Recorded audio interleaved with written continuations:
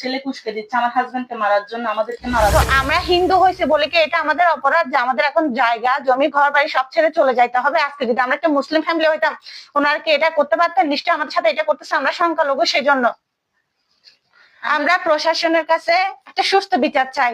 আমরা ঘর ছাড়া হতে চাই না। আমার মা বাবা অসুস্থ, আমরা ফ্যামিলি মেম্বার প্রত্যেকটা মানুষ অনিশ্চিত আমাদের দিন কাটাচ্ছে, আমাদের বাচ্চাদেরকে স্কুলে এবং প্রাইভেটে পাঠাতে পারছি না। প্লিজ আমাদেরকে সাহায্য করুন, প্লিজ আমাদেরকে সাহায্য করুন, আমাদেরকে ঘর ছাড়া করবেন না।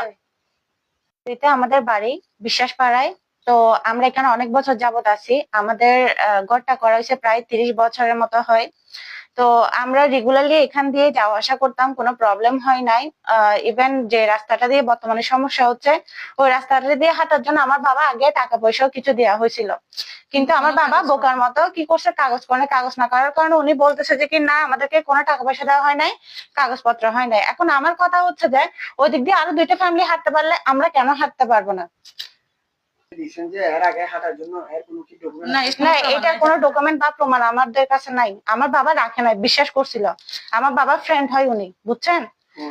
হ্যাঁ, ফ্রেন্ড হওয়ার কারণে আমার বাবা বিশ্বাস করছিল ওনাদেরকে। তো যে আপনাদের বাড়িটা হচ্ছে 30 বছর মতো হচ্ছে করছেন, হ্যাঁ, এই আমরা ওই দিক দিয়ে হাঁটছি, আমরা ওই দিক দিয়ে আগেও হাঁটছি। হাঁটতে দিচ্ছে না যে কত বছর হচ্ছে?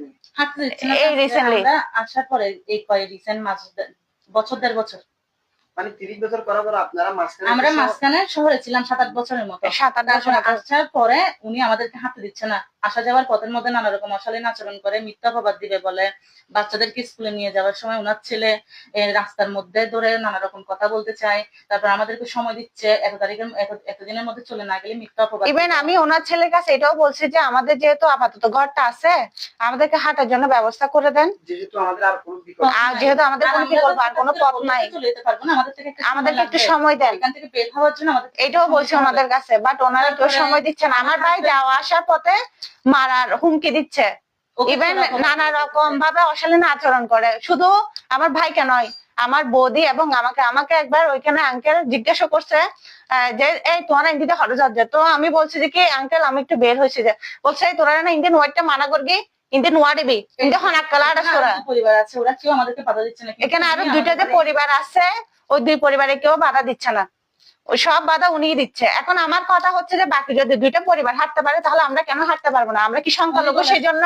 হ্যাঁ, উনি বলছে যে কোনো হিন্দুকে আমার উপর দিয়ে আমি হাঁটতে দিব না। আচ্ছা শুনেন, আপনাদের পার্শ্ববর্তী আরো 2টা ঘর আছে, ওই রাস্তা দিয়ে ওরা হ্যাঁ, ওনারা চলাফেরা করে। ইভেন এটা নয় যে শুধু আমরা চলাচল করব, অন্যরাও চলাচল করতেছে, তাহলে আমরা চলাচল করলে ওনার অসুবিধাটা কোথায়? 1টা বাজে কালকে রাত্রে যখন আসতেছিল আমার হাজবেন্ড, উনি আমার হাজবেন্ডকে ধাক্কা দিচ্ছিল, সবগুলো অডিও রেকর্ডিং এর মধ্যে আছে।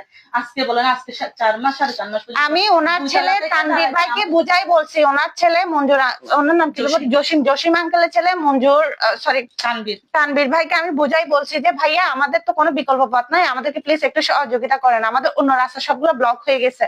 ওনাকে এত করে বোঝানোর পরে উনি আমাকে বলছিল যে ঠিক আছে আমি আব্বু আম্মুর সাথে কথা বলি, জাস্ট এটা বলছিল।